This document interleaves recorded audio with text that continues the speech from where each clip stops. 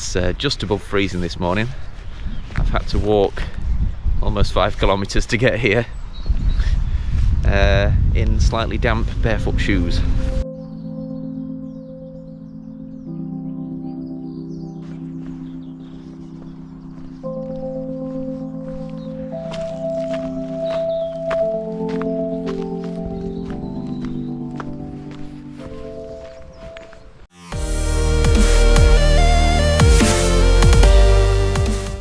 Morning guys, you join me here today at the Abandoned Works of Dreams, where I've come to film my baseline running form, just to see what my form's like at this point. The book, The Running Revolution, describes the technique you would use to film yourself, laying out how far to be away from the camera, what pace to run at, and how often to record yourself. So at this point, having been through those instructions, I need to take my first video of myself running. It's got to be a couple of shots, one running at what you might call marathon pace, so just a steady pace to begin with, and then one a little bit faster, maybe going at your 5k pace. So see if I can figure out or remember what those are like, having not done much running recently. And then I'll get some videos of myself running and just see what my form's like at the moment. I've got the barefoot shoes on, the Vivos, so I'll be wearing those.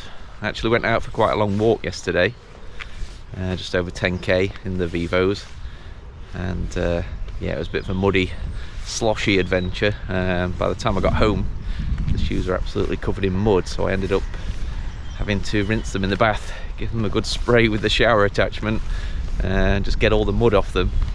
They were absolutely soaking wet through yesterday, so I put them in the cupboard with the hot water tank just to try and get them dry and ready for this morning.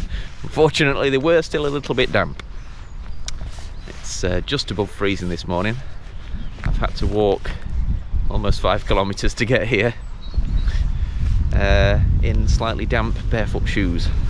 So I'm not one to complain, as you know, but if you ever feel like walking in damp barefoot shoes on a freezing cold morning for about 5 kilometers, knowing that you've got to do the same to get back home, I can heartily recommend it.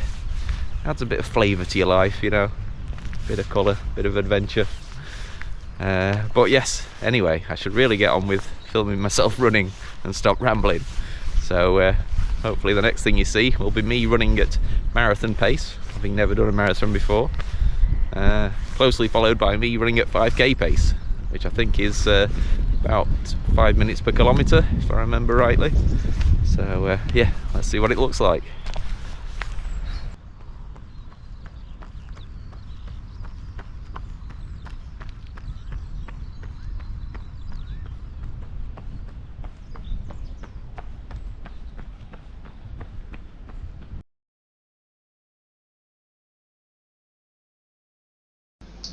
Okay guys, we're going to analyse my running form now based on the video I shot there, and using the guidance from the Running Revolution book. So this still is taken just before contact with the ground, so we're wanting to look at the initial contact as step 1 of the analysis. So if we move on, this is the initial point of contact, and you can see from the notes there that the aim is that the foot hits in slight supination as close to directly under the body as possible. So we want to be making contact with the forefoot. The outer edge of the foot can touch down slightly before the wrist, and we want the foot to be under the body as much as possible. It'll usually be a little bit in front, but depending how fast you go in. But as we can see here, I'm actually striking with the heel, and it is perhaps a bit further in front of the body than is ideal. So definitely got something to work on from this first part of the analysis. So initial contact needs to be improved upon, and avoid the heel striking, which will have been contributing to my knee pain after most of my runs. So the second thing we look at is the trail leg distance. Ideally you want your trailing leg to be only slightly behind the body at initial contact, and I think I'm looking okay here.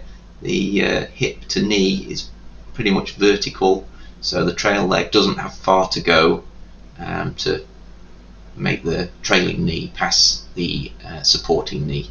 So yeah, not too bad at this point. So moving on to the next stage, the frame count to pose. The aim here is that it takes 1 frame for the body to arrive at the running pose. So we're filming at 30 frames per second.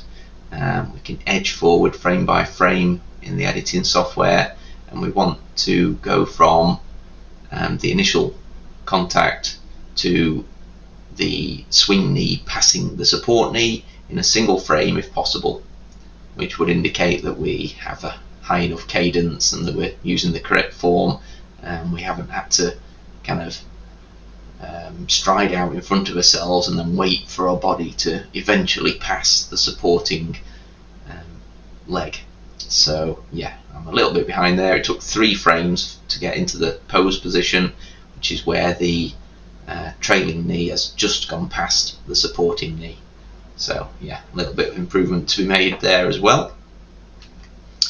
So we look here at the pose alignment. It's a little bit difficult to follow the guidance in the book exactly on this one.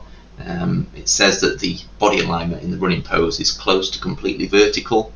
The picture in the book shows a slight forward lean, so mine is more vertical than the example in the book, so I'm not sure that means I'm doing it better than the author, but everything does seem to be in line. The point of contact where the weight is on the forefoot, up through the hip, up through the shoulder, and then to the head.